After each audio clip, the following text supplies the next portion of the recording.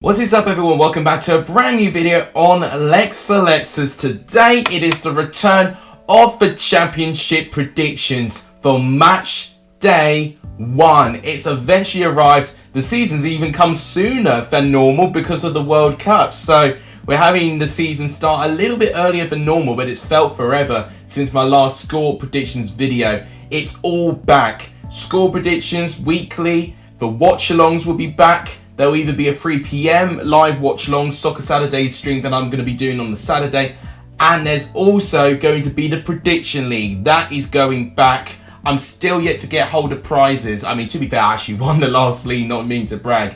But what I'm going to do is the one that I've got second place, James Macy. He by default will get the prize for the Prediction League. And I'll see if I can get that sorted ASAP. But I'm holding no promises, so I'm hopefully going to get that sorted. It is going to return though, and to enter the competition, guys, all you're going to do is enter your score predictions in the comments down below. It is free to do. I'm still going to do this season. It was a little bit tricky for me to manage a job and do it, but I did make it work. Maybe full-time job might be a one step too far, but I'm going to give it a good go. If you guys like what you see, please give the video a like. It just tremendously helps, and tell me, guys, please do actually tell me how buzzing you are that the season is back. Please hit the subscribe button if you're happy and optimistic about the season coming up for your club. And please also share the channel as well. It also really helps the growth of the channel. But without any further ado, gosh, I'm so excited for this. Let's start predicting the beginning part of the 22-23 season.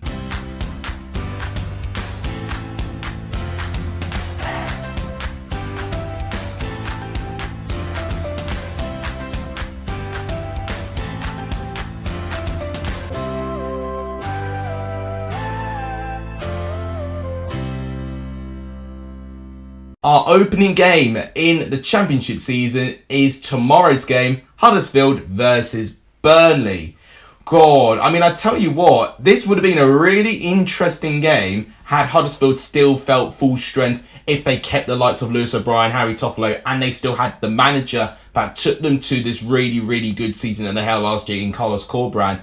Their squad has just kind of really been hit abruptly, you know, with these two players leaving and also Carlos Corberán suddenly leaving the team as well. Ryan Schofield is taken over really, and since he's taken over, Huddersfield's pre-season games have been very hit and miss. I don't want to base their form out of pre-season. What you do tend to see is that pre-season is a bit of an unreflective part of performance, and obviously, you know, you get a different opposition every time that you play, and managers use that time to tweak squads, you know, even formations that you can tweak as well. So I don't want to take pre-season as like a means of this form. The only thing that pre-season contributes is that if any players are going to be available for the opening game due to injury, or, you know, based on the confidence based on a lot of those players. So for me, Huddersfield will feel a lot as competent as Burnley are. But Burnley, to be fair, I've got a manager like Vincent Kompany who's never managed in the EFL before. It's going to feel very, very new to him, and he'll learn very, very quickly how ruthless this league is. It's going to feel very interesting to see Burnley under this new kind of system, you know, a bit more free-flowing and relying on the creative players like Scott Twine, one of their new signings, to see if he can pop in with the goals. As a prediction, I probably would go safe and say a draw, but I want to be a bit different. I want to be a bit gun-ho this year, and I want to go for the team that I've got a little bit more confidence in, and that is Burnley. It wouldn't surprise me if Huddersfield get a victory, a shock victory on your opening day, but I'm going to go for a 2-1 away victory to Burnley. Let me know, guys, what you think of that in the comments down below.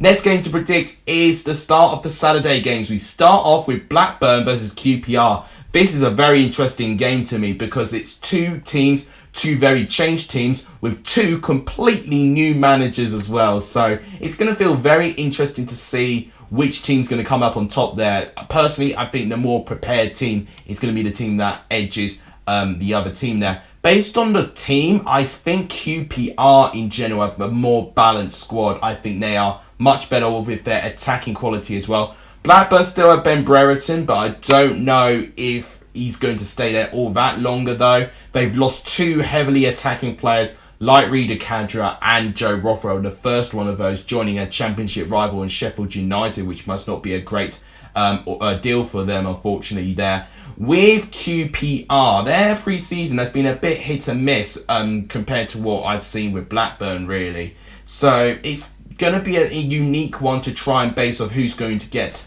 the top of it. I do think both managers will have a pretty sticky start to the season. Maybe Michael Beale more so, because this is actually his first ever time managing a team. Obviously, with John Dale Thomason, he's managed really good teams before, like Malmo. So maybe he might have the edge. But having said that, I think because QPR's team, I think, is slightly better, I think it will cancel each other out. I'm going to go for a 1-1 draw in this game. Let me know, guys, what you think of that in the comments down below. Next game to predict is Blackpool versus Reading. Now, I said Reading have got a really, really nice opening run of 4 games that they have. Reading have got a great opportunity, and Blackpool, obviously, they've had their own summer to really forget, unfortunately. Neil Critchley walking out on them, joining Steven Gerrard being the assistant coach in Aston Villa there. Michael Abberton returns to Blackpool and wasn't a very popular appointment at all with the Blackpool community, unfortunately, there. With Reading, I think Reading know that it's going to be a very difficult season. They've already been posed with, proper sustainability restrictions with transfers, and, that may not be the last thing we hear from the EFL, knowing what they're like as well.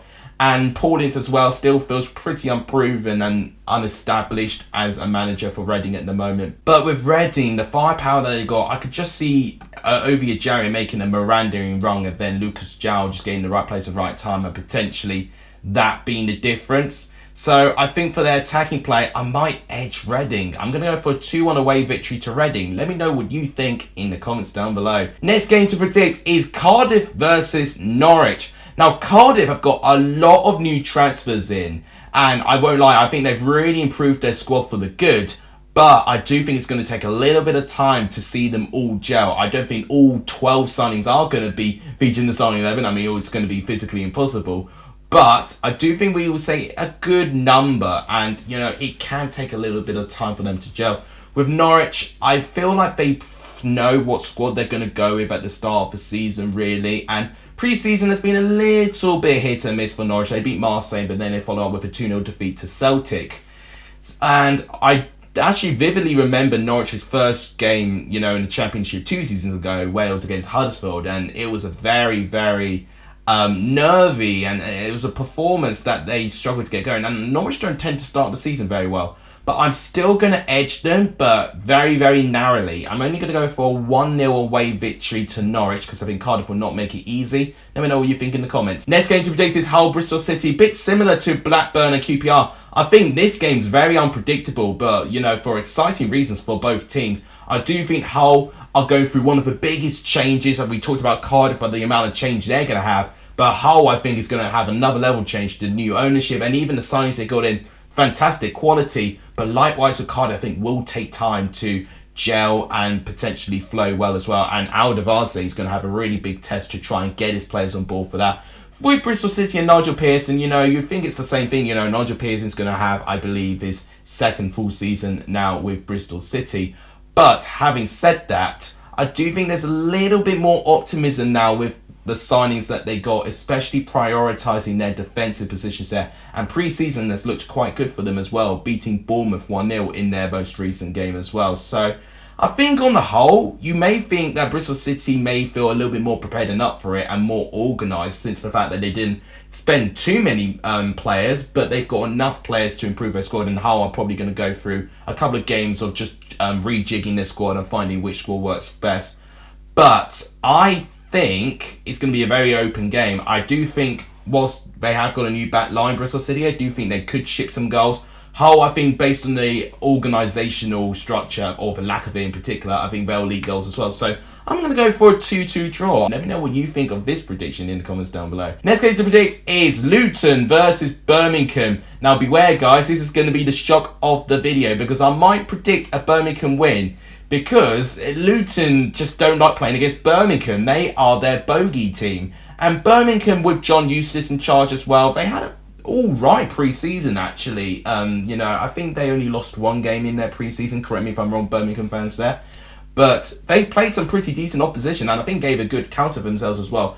The one thing I'm a bit nervy for Birmingham if I'm predicting a win for them is their lack of firepower. Luton are going to have the firepower, but we've seen it before. Luton having much more firepower than Birmingham, but Birmingham being deadly clinical and Luton being severely punished for it. And maybe at the start of the season they could have a bit of a playoff hangover as well on their minds. I'm actually going to go, therefore, for a Birmingham win. I'm going to go for a 2-1 away victory to Birmingham. So that might be the biggest shock, but you got to predict sometimes the unpredictable, and that's what I'm going to go for. Let me know what you think in the comments down below. Millwall and Stoke is the next game to predict, ladies and gentlemen, and I've got to say I'm a little bit excited for this game as well. Typically, I'll probably say, oh, it's going to be another 0-0 or whatever, but I think Millwall have really added, you know, a couple of really good players in their squad. I think their transfer business is right up there in terms of how many good signings that they managed to get. Honeyman being one. Zian Fleming's a very interesting one. Shackleton, I think, is a terrific signing. He could be one of the signings for window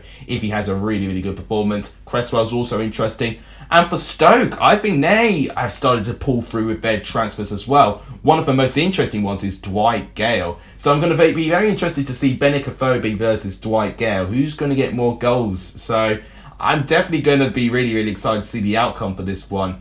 As a prediction, I was thinking a Millwall clean sheet to start things off, but I think Stoke tend to start the season quite well as well. So naturally, I'm going to cancel that out and say a 1-1 draw in this game. Probably unsurprisingly, I'm predicting a draw for Millwall. It is very predictable, but that's what I'm predicting for the opening game of the fixture. Let me know what you think in the comments down below. Next game to predict is Rotherham versus Swansea. So Rotherham are back in the Championship after yo-yoing, you know, between them and League One, of course, managing to get promoted in second place. They face a Swansea side, which I would have looked at this game thinking, okay, Rotherham could potentially get something there.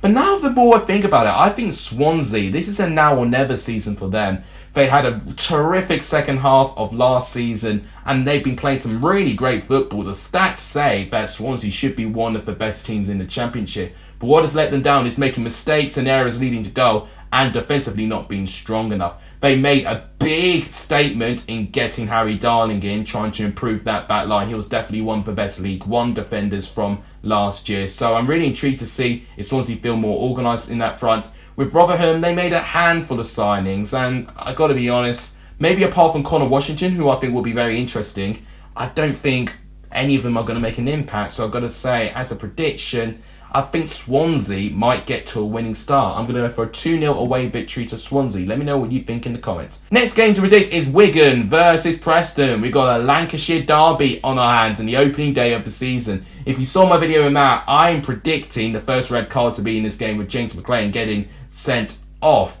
Now, whether I feel the same with that, you know, who knows. But I do think this will be close. I don't think Preston are going to put themselves as the favourites. You know, you would arguably say with the recent signings that they made, you know, Hernandez being one, and then you've also got Troy Parrott being a recent signing as well.